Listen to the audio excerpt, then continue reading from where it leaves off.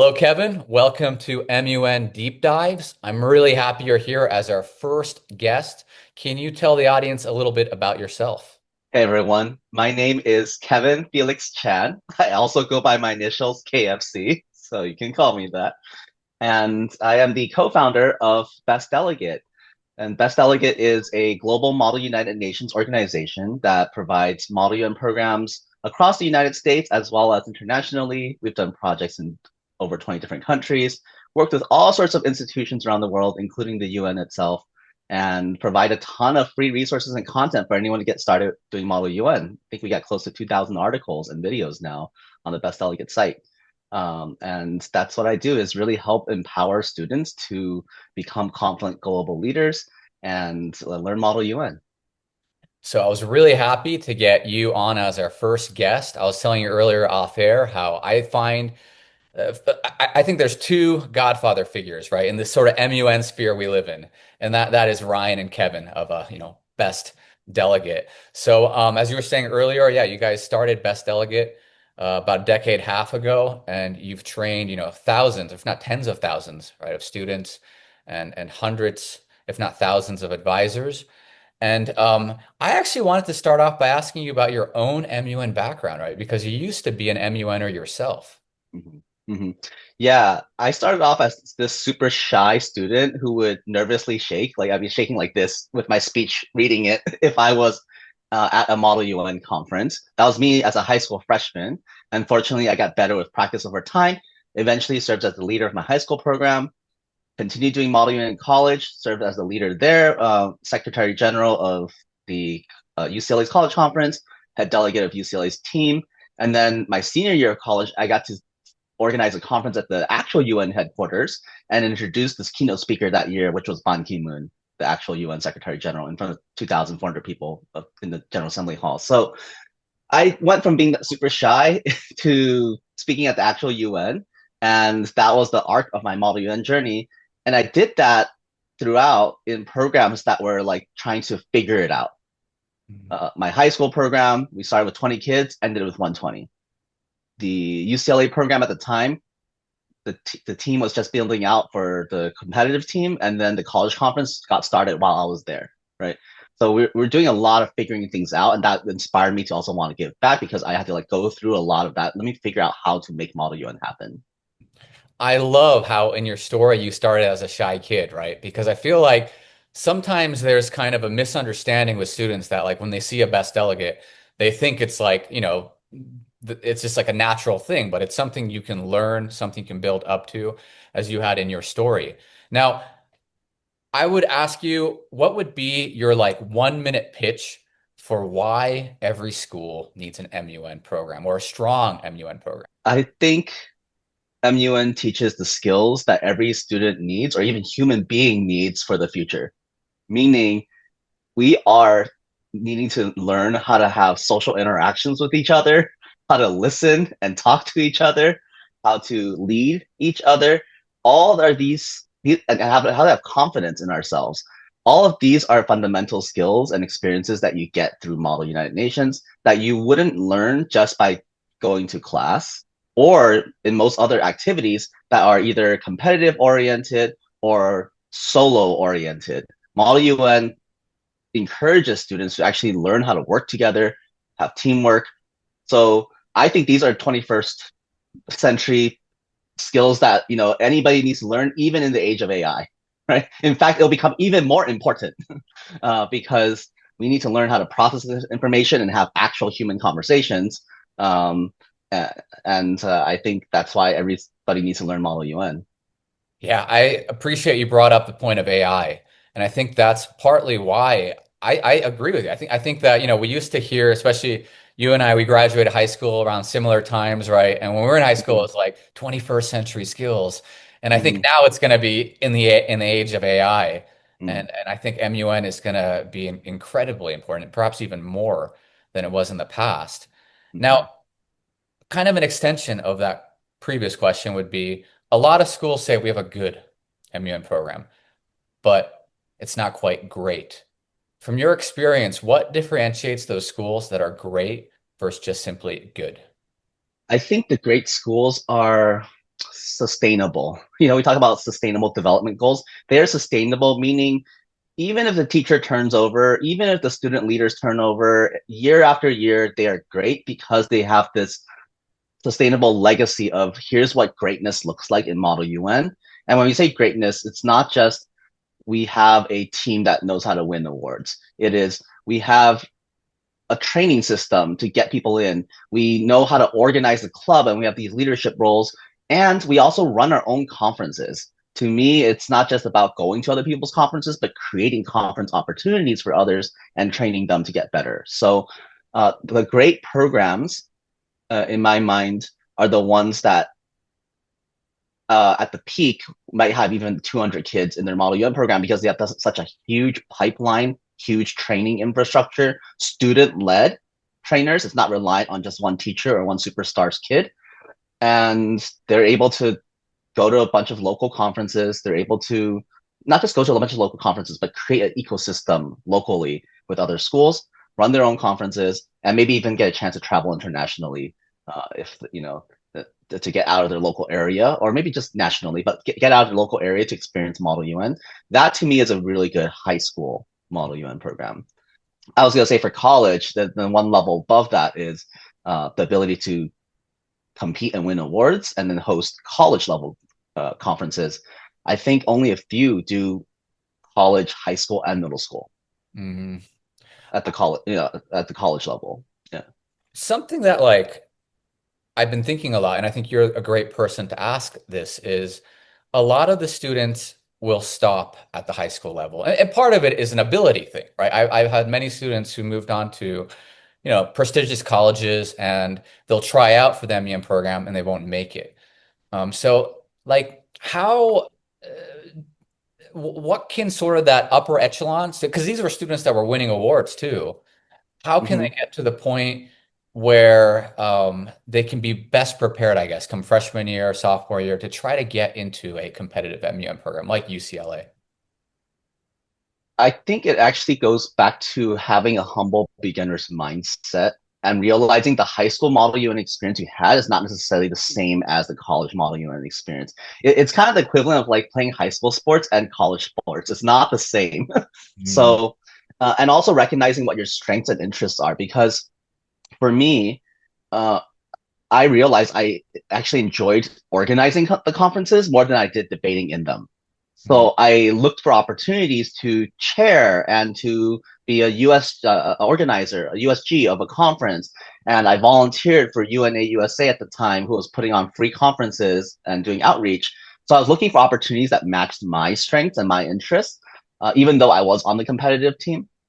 And even on the competitive team, I wasn't that great of a award winner, but because I had prior Model UN experience and some of the people didn't, even though they're great debaters, I took on the role of a trainer, right? I was helping train other people, and then so they appreciate that role I had. So I would go to conferences and sometimes win awards, sometimes not, but like overall as part of the team, it made sense for me to be there, right?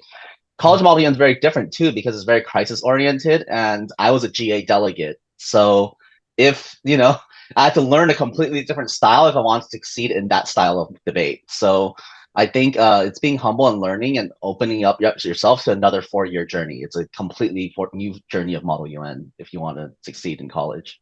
That's a great metaphor you said earlier with sports, right? You're right that so maybe it's that mindset issue, right? Because everyone is coming in like as an SG, right? Freshman Yeah, year, yeah, yeah. you got like 70 SGs, and then you have to be able to maybe take on a role of maybe support. And as you said, maybe that's where kind of having that humble mindset. It's funny you mentioned it because I had, it was Division 3, but when I played soccer in college, it was kind of a similar issue too. Because even at D3, everyone coming in is like the captain or the best player in their high Hmm. school. And now all of a sudden you're asked to play a role that's much lower. And yeah, I think the players that adjust are the ones that have that mindset where they're willing to, Yeah, not be the, superstar. yeah. You brought up GA delegate and crisis delegate. Mm. Um, that's another point I'd love to touch upon with you because I work internationally, right? And as you've seen with the international scene, some schools don't have crisis programs at all. So, like, why is college so crisis oriented? And what do you think, especially as someone who's stronger with GA, like with schools that don't have crisis committees, do you think they should basically would be my question. I obviously have a bias towards it because I wasn't a delegate, but I lean towards crisis a bit more as an advisor. But yeah, like what are your perspectives on sort of that crisis versus GA? Um, They teach different skills. The suggestion I would have for everybody is try both, learn to get good at both, and then decide which one you want to specialize in. But fundamentally, there is a need for someone to learn how to rally 30 to 100 or 200 students and work the room and be persuasive in front of 200 people. But then there's also very much value in how do I get 10 to 15 people in the boardroom and like work this out really quickly and think on my feet and adjust to new information that's being brought in, right? And role play not just my country perspective, but my even my personal perspective.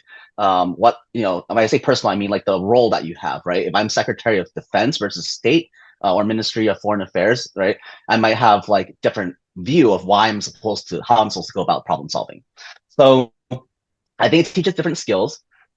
Crisis is more popular at the college level. It is not a default at the high school level, and then obviously at the Feynman level, it's very not common. It's not actually encouraged, I think, in that level. Um, but I think it's okay to learn different skills and try both, and see which one you're better at. I do think it's good too because it provides opportunity for sort of the two types, right? Like I feel like Yeah. with theater kids, it's been like easier to kind of recruit them Hmm. in crisis, and then kind of with the more academic or the more Hmm. international relations oriented Hmm. students, they're kind of like, well, I rather, be a country than be George Washington. That just makes more sense to me. Yeah, so some people like the role playing aspect of it. Um, I get why I get why crisis is more popular at the college level because the other thing is you get to speak way more often, Mm. right? In a GA, you might have to wait, 20, 30 minutes to go by because of the speakers list, even longer, even an hour. But a crisis, like every 10 minutes, every 15 minutes, like a moderated caucus, you get a chance to jump in again.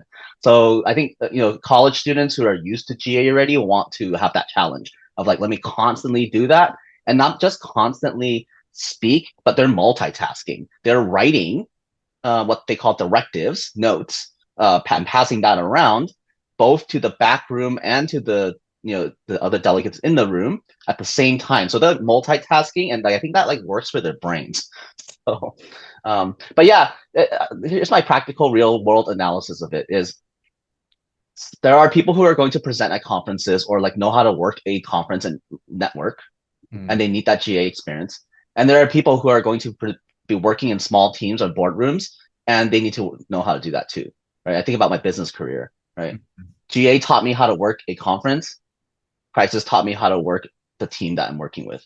Rare. Although one pitch I would always have when I used to teach as an elective, and every once in a while I'd have a STEM student, and the STEM student would be like, "Look, Mr. Harris, like I know I'm gonna go into research," and I tell them, "Well, that one time you will present, you could be the one that really sticks out then, because generally speaking, STEM kids are maybe not as good at the communication Mm-hmm. presentation. So if you can, give a very good presentation, that makes you stick out."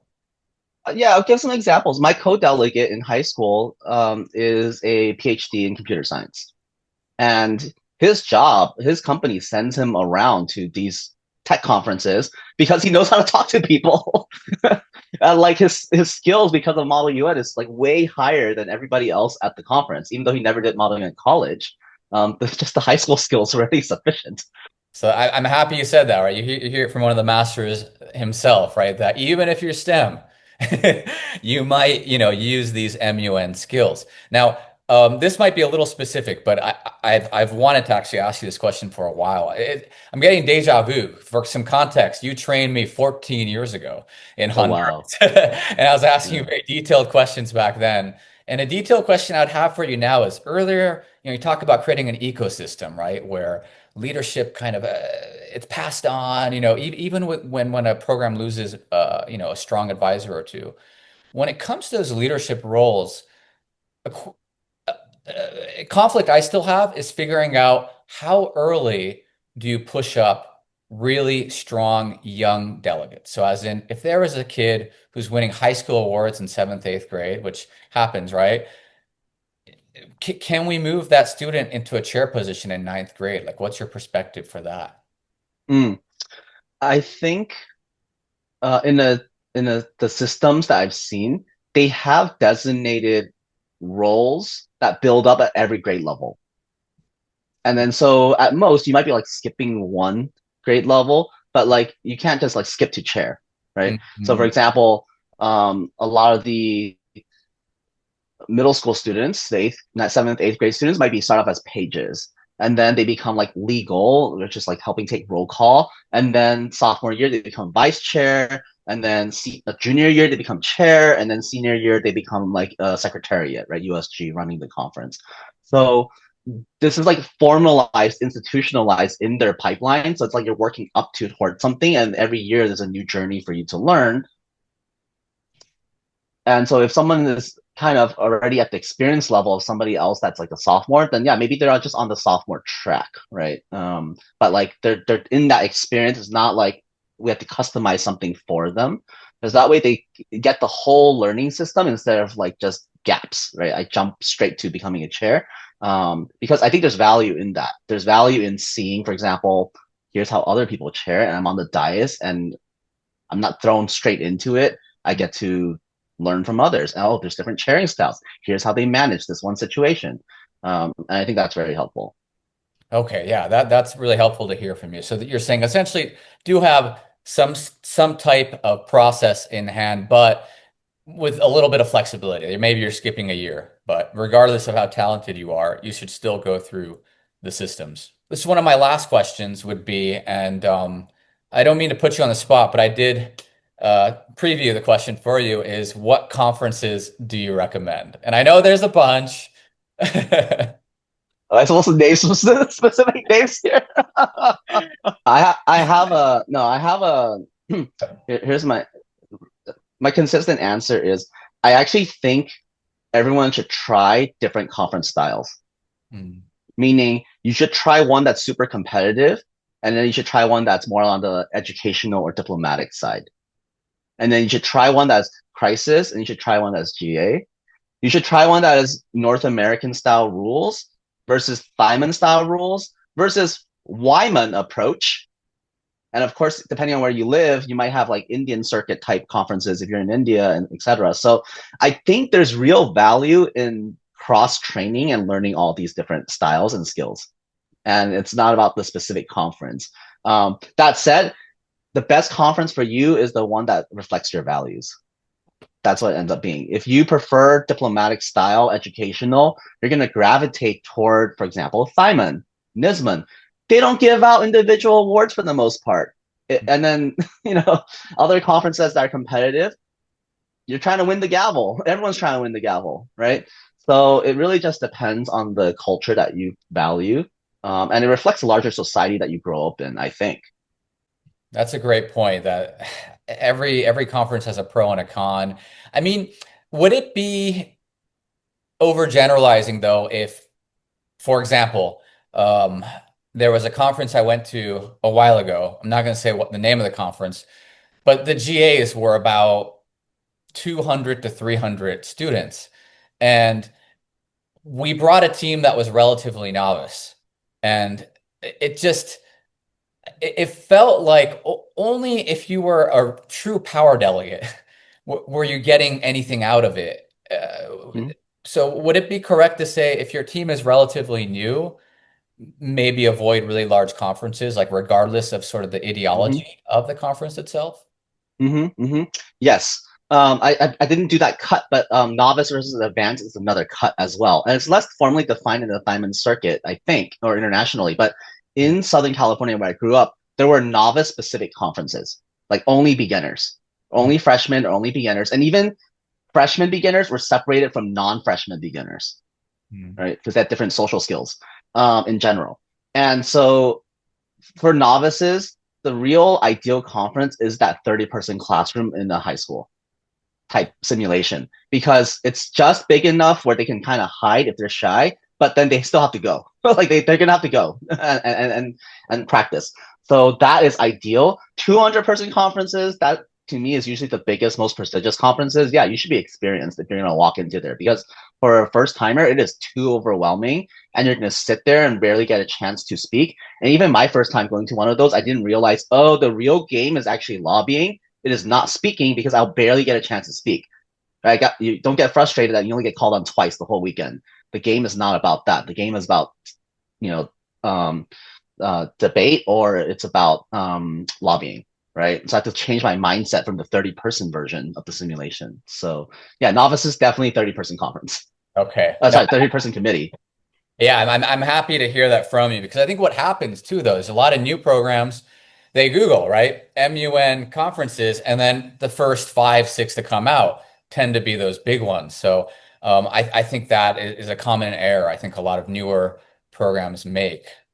It's the situation of not having local conferences that you can go to, right? Because I get that this may not be realistic in every single geographic region, but the ideal that Ryan and I grew up with in Southern California is that we went to a local high school hosted conference, 30-person committees. It was not intimidating. It was, you know, the commute was maybe 30 minutes away, right? And it was not prestigious. It's hosted by another high school, but like that is sustainable and that is a great entry, path for I think beginners. Is there anything that you would want to convey, like to whoever would be watching this, like any MUN or when I say MUN, I mean vaguely, advisors, directors, chairs, delegates. What would be sort of your final message towards them?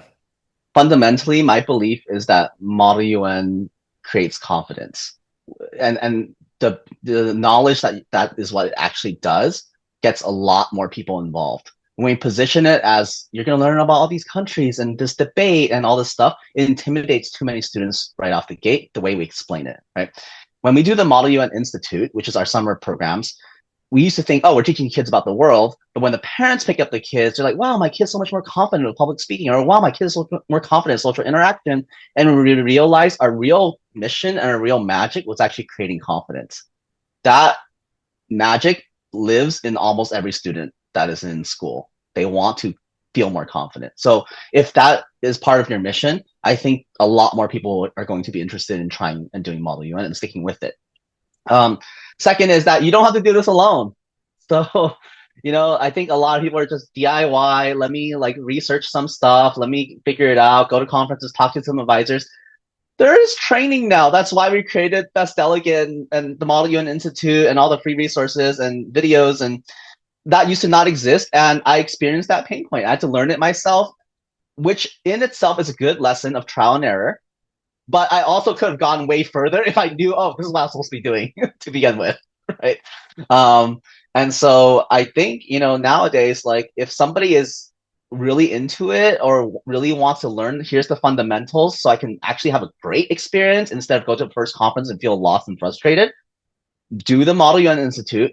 Or if you are a teacher, an advisor, do the Virtual Advisors Institute, both offered by Best Delegate. And I think that will give you the fundamentals. The hardest part is going from 0 to 1, meaning like not knowing anything to like going to your first conference. That is the hardest part of MUN, and that's where a lot of dropout happens. Right. Once you've gone to 1, it's easier to pick up the rest of the skills for everything else. So that's what I would recommend is get some actual professional training in Model UN because it exists now.